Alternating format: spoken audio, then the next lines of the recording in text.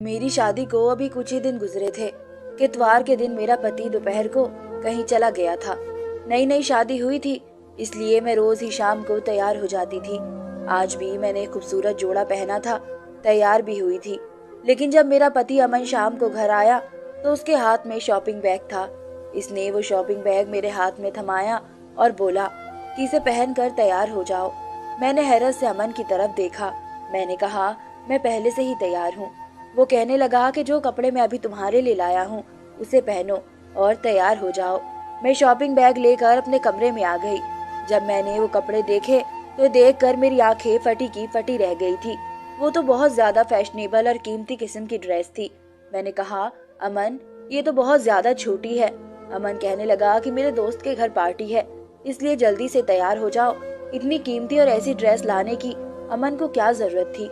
मेरी शादी पर अमन ने एक जोड़ी कपड़े भी मुझे नहीं दिए थे। कहते थे मेरी गुंजाइश नहीं थी, और अब बहरहाल मैंने वो ड्रेस पहन ली। वैसे भी मैं एक खूबसूरत किस्म की लड़की थी।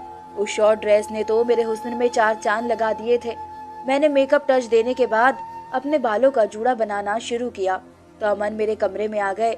मेरे करीब आकर मुझे सर से पैर तक देखा, फिर कहने लगे कि बाकी सब तो ठीक है, अपने बाल खुले रहने दो, और भी ज्यादा खूबसूरत लगोगी।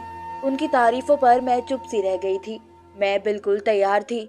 मैंने बालों को खोलकर कंघा किया और अलमारी से बड़ी सी शॉल निकालने लगी ताकि खुद को लपेट सकूं। ये देखकर अमन ने मुझे फौरन से टोक दिया। कहने लगे, ये क्या कर रही हो, कीमती शॉर्ट ड्रेस का सारा लुक खराब हो जाएगा। मैंने कहा, अमन मैं यूं तो बाहर नहीं जा सकती, आप खुद देखें, ये ड्रेस काफी टाइट और छोटी सी है, फिर इसका दुपट्टा भी नेट का है, जिसे लेना ना लेना बराबर है। अमन कहने लगा कि मुझसे बहस मत करो, वैसे भी मेरा दोस्त अपनी गाड़ी और ड्राइवर भेज रहा है, तुम्हें घबराने की जरूरत नहीं है। कुछ ही देर में अमन के नंबर पर किसी की कॉल आई थी। वो फोन पर कहने लगा, हाँ हम लोग तैयार है। फिर मुझसे कहने लगे कि चलो ड्राइवर आ गया है। अमन एक मिडिल क्लास फैमिली से ताल्लुक रखता था। मेरा ताल्लुक भी ऐसे ही घराने से था। मैं जानती थी कि मेरा पति कोई लाट साहब नहीं है। अमन के पास गाड़ी नहीं थी, एक पुरानी सी मोटरसाइकिल ही थी। घर भी छोटा सा था। शादी की रात थी। इसने मुझे कह दिया था कि इसकी तनख्वाह बस इतनी ही है कि महीना बाद में खत्म होता है और तनख्वाह पहले। मैंने भी कोई एतराज ना किया था। शादी के उन दिनों में मैंने अमन से कोई भी फरमाइश नहीं की थी। वो अकेले ही रहते थे, छोटा सा फ्लैट था। मैंने शादी के अगले दिन ही किचन संभाल लिया था। अमन मुझसे कहता था कि शादी पर बहुत खर्चा हो गया है, इसलिए मैंने कपड़े भी नहीं बनाए और कुछ महीने यूं ही गुजारने पड़ेंगे। इसलिए मुझे हैरत हुई थी कि जब अमन की गुंजाइश ही ना थी तो इतनी कीमती ड्रेस लाने की क्या जरूरत थी, वो भी बस एक दावत पर जाने के लिए। मेरे दहेज में से काफी सारे सूट बिल्कुल नए थे, मैं उनमें से ही कुछ पहन लेती, लेकिन वो एक कीमती ड्रेस मेरे लिए लाए थे। वो कम से कम भी इसकी कीमत 10 से 15 हजार थी। क्या जरूरत थी इतना खर्च करने की। बहरहाल अमन के दोस्त का ड्राइवर आ चुका था। हम दोनों गाड़ी में बैठ गए थे। वो गाड़ी खूबसूरत इलाके के बड़े से बंगले के सामने खड़ी हुई थी। हॉर्न देते ही फौरन से चौकीदार ने दरवाजा खोला था। पार्किंग एरिया में इस वक्त 3 गाड़ियां पहले से मौजूद थी और चौथी हमारी थी। साइड पर बना बगीचा भी बहुत ही ज्यादा कीमती और खूबसूरत फूलों से सजाया हुआ था, लेकिन वहां पर इतनी लाइटिंग नहीं थी जैसे कि दावतों पर होती है। अमन मेरा हाथ पकड़े मुझे अंदर लॉन्ज में ले गया। मेरी ड्रेस काफी टाइट थी और इस पर सितम ये कि दुपट्टा भी नहीं था। जैसे मैं अंदर गई तो अंदर मुझे सिवाय मर्दों के कोई भी नजर नहीं आया। वहाँ कोई भी औरत मेरे अलावा नहीं थी। ये देखकर मैं बुरी तरह से नर्वस हुई थी। ये कैसी दावत थी जहाँ सब मर्द ही मर्द थे, औरतें नहीं। और ये अगर सिर्फ मर्दों की दावत थी तो फिर अमन मुझे यहाँ क्यों लेकर आए थे। उन हट्टे खट्टे आदमियों को देखकर मैं बिल्कुल अमन के साथ साथ रही। मैंने कहा, अमन यहाँ तो कोई भी औरत नहीं है। वो कहने लगे, ये सब शादीशुदा नहीं है तो जाहिर सी बात है उनकी बीवियां कहाँ से आ सकती है। मुझे अपने साथ लिए वो अपने दोस्तों से मिलवाने लगे। मुझे हैरत का झटका उस वक्त लगा जब अमन ने मेरा इंट्रोडक्शन अपने दोस्तों से करवाया और वो मिलने के बहाने से मेरे सामने अपना हाथ बढ़ाने लगे। मैं देखकर पीछे हटी थी। ये कौन सा तरीका था। फिर मुझे अमन के दोस्त कुछ अच्छे भी नहीं लग रहे थे। अजीब तेज सी नजरें थी सबकी। सब मुझे सर से पैर तक देख रहे थे। उनकी आंखों में ऐसी अजीब सी बेबाकी सी थी कि मुझे अपने वजूद पर चींटियां रेंगती महसूस होने लगी थी। मेरा दिल बहुत ज्यादा घबराने लगा था। मुझे इस कदर बेचैनी होने लगी थी कि फौरन से इस घर से बाहर निकल जाऊं। वहाँ इस वक्त 5 मर्द थे और 5 के हाथों में कांच के गिलासों में ब्राउन रंग का शरबत था। सबकी आंखें न जाने किस जज्बे के तहत गुलाबी हो रही थी। ऐसा महसूस हो रहा था जैसे नशे की हालत में हो। मैं बहुत घबराई हुई थी, इसलिए अमन के पास जाकर उनके पहलू से लग गई। मैंने कहा, अमन, मुझे यहाँ नहीं रुकना, मुझे आप घर छोड़ आए। कहने लगे, तुम्हें क्या हो गया है? क्या लड़कियां लड़कों की महफिलों में नहीं जाती? मुझे घबराने और डरने वाली लड़कियों से सख्त चिढ़ है। मुझे खुले मिजाज की लड़कियां पसंद है, जो हर महफिल में जा सके और एंजॉय कर सके। इसलिए डरपोक लड़कियों की तरह रिएक्ट करना बंद करो। ये कहकर उन्होंने मुझे बाजू से पकड़कर खुद से पीछे किया था। मैं तो अमन का रवैया देखकर ही हैरत का शिकार हो गई थी। मेरी आंखों में आंसू भर आए थे।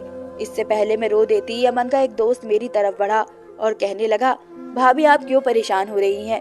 मेरी बीवी दूसरे शहर अपने मायके रहने गई है और बाकी दोस्त सब कुंवारे हैं। 1-2 साल रुक जाए, उन सबकी भी शादियां हो जाएगी तो इन सबकी भी बीवी आ जाएंगी। अब अगर हमारी बीवियां नहीं है तो हम क्या करें? मिलना जुलना छोड़ दे। हमने तो आपके लिए बहुत अच्छा इंतजाम किया है। इसका अंदाज मजाक उड़ाने वाला था। फिर वो अमन से कहने लगा, आओ अमन, डाइनिंग रूम में चलते हैं, खाना बिल्कुल रेडी है। मैं अमन का हाथ जोर से पकड़े डाइनिंग रूम के टेबल पर पहुंची थी, जहाँ पर अलग अलग किस्म के खाने लगे हुए थे, और अमन के साथ टेबल पर बैठ गई। अमन के बाकी दोस्त के सामने कुर्सियों पर बैठ गए।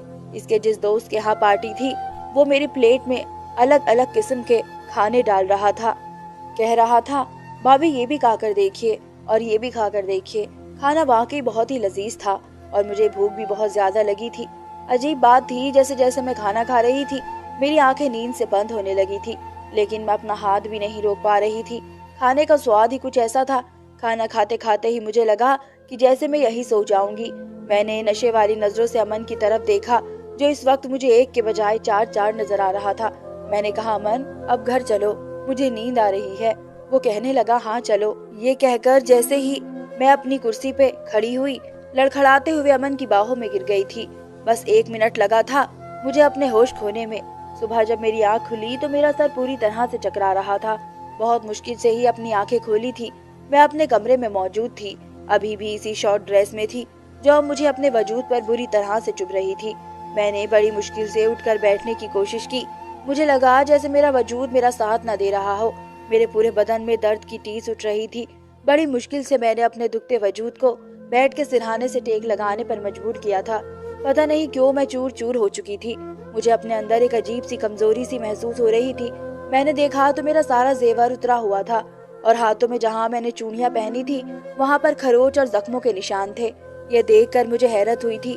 मैं अभी ठीक से अपने होशो आवाज में भी आई नहीं थी कि जब अमन बड़े बेझिझक होकर नाश्ता लेकर अंदर दाखिल हुए। बहुत खुश लग रहे थे। मुझसे कहने लगे, देखो, आज मैं तुम्हारे लिए पूरी हलवे का नाश्ता लाया हूँ। मैंने कहा, पता नहीं अमन, मेरे जिस्म में बहुत दर्द है। मेरी बात पर वो फिक्रमंद होने के बजाय मुस्कुराने लगे। कहने लगे, रात तुम बहुत ज्यादा खूबसूरत लग रही थी, फिर मुझ पर बेहोश होकर गिर भी गई थी, इसलिए घर आते ही मेरी नीयत तुम पर खराब हो गई थी। अमन काफी अच्छे मूड में था। मेरी नजरें खुद ब खुद झुक गई। कहने लगा, तुम नाश्ता करो, मैं तुम्हारे लिए दर्द की दवा और गरम गरम चाय लाता हूँ, फिर ये दर्द भी आधे घंटे में ठीक हो जाएगा।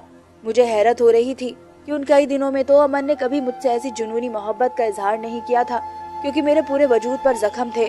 बहरहाल अगले रोज तक मैं काफी ठीक हो गई थी, लेकिन मैं नहीं जानती थी कि सिलसिला रोज ही चलता रहेगा। अगले इतवार फिर मुझे अमन ने एक नई ड्रेस ला कर दी। कहने लगा, तैयार हो जाओ, दोस्त के घर दावत में जाना है। और फिर इसी दोस्त के बंगले में मुझे ले गया। इस बार तो उसके दोस्त मुझसे पहले से ज्यादा बेझिझक होने लगे। भाभी, आपके हुस्न के तो हम दीवाने हो गए हैं। अमन तो बड़ा खुशनसीब है कि इसे आप जैसी बीवी मिली है। मुझे अमन के दोस्तों के मुंह से इस तरह तारीफ बुरी लगी थी। मैंने गुस्से से उन्हें घूर कर देखा तो वो ढीठ बनकर हंसने लगा। मैं सोच चुकी थी कि घर जाते ही अमन से कहूंगी कि मैं आइंदा उनके घर नहीं जाऊंगी। मुझे आदमियों के इस किस्म की घटिया मजाक बिल्कुल पसंद नहीं थी। इस बार भी मेरे साथ यही हुआ था। जैसे ही मैंने खाना खाया मुझ पर नींद छाने लगी, फिर मैं बेहोश हो गई। अगले दिन फिर मेरा जिस्म दर्द से चूर था, लेकिन मैंने एक बात नोट की थी कि अमन बहुत खुश था। घर पर फल भी लाने लगा था, पैसे भी बड़े खुले हाथ से खर्च कर रहा था। हालांकि इसकी तनख्वाह इतनी ज्यादा ना थी, फिर ये रोज रोज की अय्याशियां कैसे हो रही थी। घर आते हुए वो रोजाना अच्छे से होटल का खाना साथ लाते थे। मुझसे कहते थे कि कोई जरूरत नहीं है तुम्हें किचन में खाना बनाने की, तुम्हारा खूबसूरत हुस्न फीका पड़ जाएगा। कभी कभी तो मुझे अमन की बातें बड़ी अजीब लगती थी। मैंने कहा कि हर औरत घर के काम करती है मुझे भी अच्छा लगता है कि मैं आपके लिए खाना बनाऊं, आपके काम करूं। कहने लगे कि नहीं, तुम बस अपने हुस्न का ख्याल रखा करो, इसे निखारा करो, खुद को संवारा करो। तुम नहीं जानती कि तुम्हारा हुस्न मेरे लिए कितना कीमती है। मेरा हाथ थामे वो मुझसे मोहब्बत भरी बातें कर रहे थे। कहते कि जानती हो, तुम्हें मैंने अपनाने के लिए कितने पापड़ पेले हैं। ये बात सुनकर मुझे हैरत हुई थी, क्योंकि हमारा रिश्ता तो एक रिश्ते करवाने वाली के जरिए से हुआ था। मैंने तो पहले कभी अमन को नहीं देखा था। मैंने कहा, क्या मतलब? मेरी बात पर वो हंसने लगे।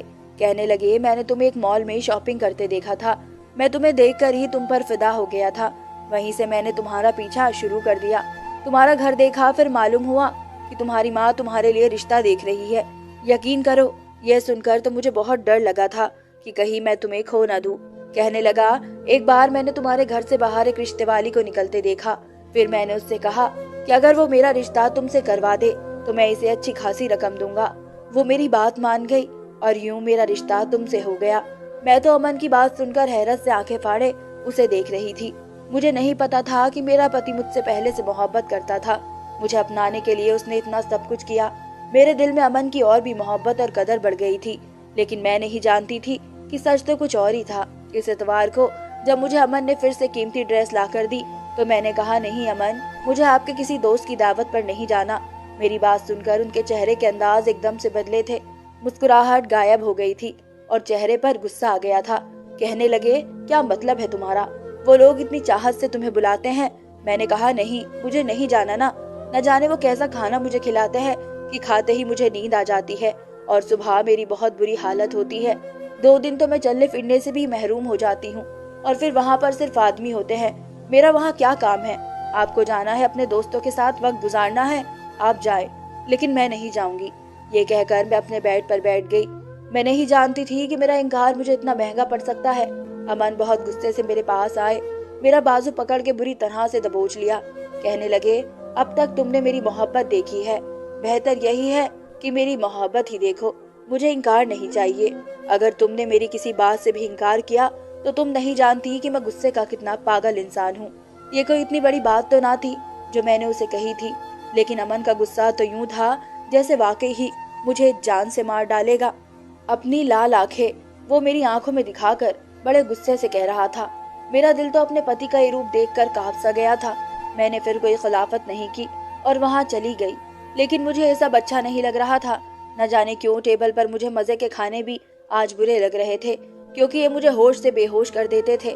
मैंने बहुत कम सब्जी अपनी प्लेट में डाली थी और लगा लगा कर खा रही थी, लेकिन जैसे ही अमन के दोस्त की नजर मुझ पर पड़ी, कहने लगा, भाभी क्या बात है, आप खाना ठीक से नहीं खा रही? मैंने कहा, मुझे भूख नहीं है। मेरा ये कहना था कि उसने एक अजीब तरह का इशारा अमन को किया था। ये देखकर मेरे होश गुम हो गए थे। अमन ने सामने पड़ी सब्जी से मेरी प्लेट भर दी। कहने लगे, पूरा खत्म करो। वो घूरती हुई नजरों से मुझे कह रहे थे। मैंने बड़ी मुश्किल से ही वो सब्जी खत्म की थी और खाते ही मेरी वही हालत खराब हो गई थी। अब तो मुझे अमन पर भी शक होने लगा था। अगले इतवार आने से पहले ही मैंने तबीयत खराब का बहाना किया और मायके चली आई। मेरी छोटी बहन के रिश्ते की बात तय हो गई थी। छोटी सी मंगनी की रस्म घर पर ही थी।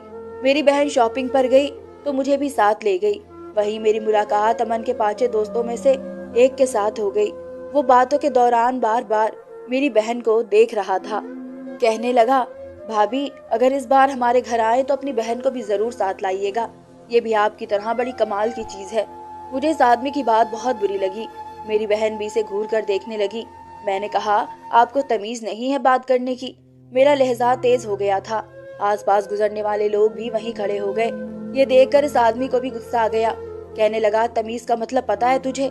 हम औरत देखकर तमीज करते हैं और तू इस काबिल नहीं कि तेरी इज्जत और तमीज की जाए। मैंने कहा कि जुबान संभाल कर बात करो। वो कहने लगा, क्यों? सच बहुत चुभ रहा है तुम्हें। तुम 2 टके की औरत हो और मुझसे तमीज की बात कर रही हो। ये लफ्ज सुनकर मुझे उस पर इतना गुस्सा आया कि मैंने एक जोरदार थप्पड़ उसके मुंह पर दे मारा। इस थप्पड़ की गूंज जिसने सुनी तमाम लोग वहां खड़े हो गए। कुछ कहने लगे कि अगर इस शख्स ने आपके साथ बदतमीजी की है तो हम इसकी तबीयत अभी ठीक कर देते हैं। कुछ नौजवानों ने तो आस्तीनें चढ़ा ली थी। मेरा जी तो यही चाहा इसका मुंह तुड़वा दूं। इस आदमी को औरत से बात करने की तमीज तक नहीं है। मैंने सोचा कि घर जाकर अमन को इसकी हरकत बताऊंगी। वो लोग कितने बदतमीज है और वह हर इतवार मुझे जबरदस्ती उनके घर लेकर जाता है। उनकी नजर में तो किसी बहन बेटी की इज्जत ही नहीं है। اس سے پہلے کہ وہاں کھڑے نوجوان اس آدمی کی اچھی خبر لیتے، وہ کہنے لگا کہ یہ بازارو عورت ہے، جسم فروشی کا کام کرتی ہے اور میں اس کا گراہک ہوں، بس یہاں پر تماشا بنا رہی ہے۔ میرا یہ سننا تھا کہ میرے ہوش اڑ کے رہ گئے تھے۔ میں نے کہا کہ یہ بکواس کر رہا ہے۔ وہ یہ سن کر کہنے لگا کہ تم اتوار کو کیا کرنے ہمارے بنگلے میں آتی ہو، وہ بھی تب جب کہ تم جانتی ہو کہ وہاں تمہارے علاوہ کوئی عورت نہیں ہوتی۔ اس کے بعد جو بات اس آدمی نے مجھے کہی، پہلے میرا دماغ چکرا کر رہ گیا تھا۔ کہنے لگا اگر میری بات پر یقین نہ ہو تو اس بار آنا اتوار کو ہمارے گھر، تمہیں میں اچھا سبق سکھاؤں گا، تمہیں تمہاری صحیح اوقات دکھاؤں گا کہ تم کیا ہو۔ میری بہن میری شکل دیکھ رہی تھی اور میں اس کی بات پر یوں پتھر بن چکی تھی۔ بہت سے لوگ مجھے عجیب سی نظروں سے دیکھتے ہوئے وہاں سے چلے گئے۔ وہ آدمی غصے سے بھرا پڑا تھا، مجھے گھورتا ہوا وہاں سے چلا گیا۔ میری بہن نے میرا ہاتھ پکڑا اور مجھے گھسیٹتے ہوئے بازار سے باہر لے آئی۔ کہنے لگی دیدی یہ سب کیا بکواس کر رہا تھا؟ میں نے کوئی جواب نہیں دیا۔ میرا تو دماغ چکرا رہا تھا، میرا جی اتنا گھبرا رہا تھا کہ جیسے ابھی میرے دل کو کچھ ہو جائے گا، وہ پھٹ جائے گا۔ مجھ پر عجیب سی بے ہوشی ہونے لگی تھی۔ میری بہن میری ایسی حالت دیکھ کر مجھے گھر لے گئی، لیکن مجھے وہاں بھی چین نہیں آیا۔ میں فوراً سے اپنے گھر چلی گئی۔ گھر گئی تو امن کا موڈ بہت خراب تھا۔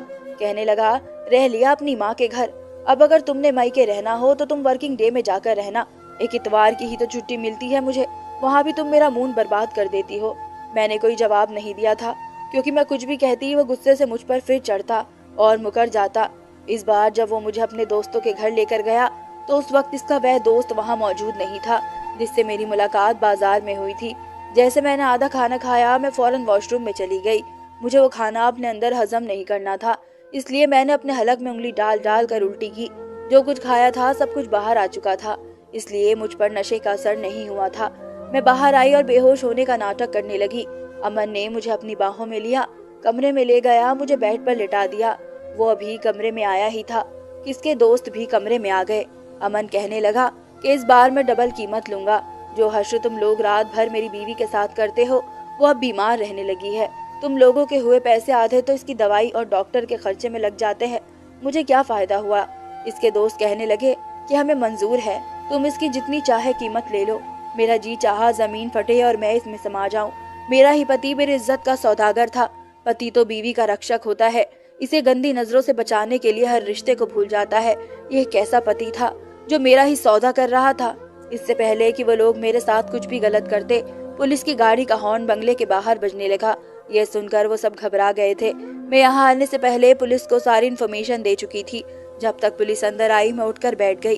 مجھے یوں بیٹھتا دیکھ کر امن اور باقی آدمیوں کی بھی رنگت اڑ گئی۔ میں نے اپنے پتی کو گرفتار کروا دیا تھا کیونکہ اسے خوبصورت لڑکی چاہیے ہی اس لیے تھی کہ جس سے وہ کیش کر کے پیسے کما سکتا۔ امن جیل میں بند تھا اور اسی دوران میں نے طلاق کا مقدمہ کر دیا تھا۔ مجھے طلاق بھی ہو چکی تھی، لیکن مجھے اپنے ماں باپ سے ایک شکایت تھی۔ میری شادی اور رشتہ کرنے سے پہلے انہوں نے یہ تو دیکھا کہ لڑکا اکیلا ہے، مجھ پر گھر کی ذمہ داریاں نہیں ہوں گی، ساس سسر کے تانے نہیں ہوں گے، لیکن یہ نہیں دیکھا کہ وہ کرتا کیا ہے۔ اپنی بیٹیوں کی شادی کرنے سے پہلے اچھی طرح سے معلومات کر لیا کرے کہ کہیں کوئی امن جیسا آدمی ان کی زندگی میں شامل نہ ہو جائے۔ امید کرتی ہوں آپ سب کو یہ کہانی پسند آئی ہوگی۔ دھنیہ واد۔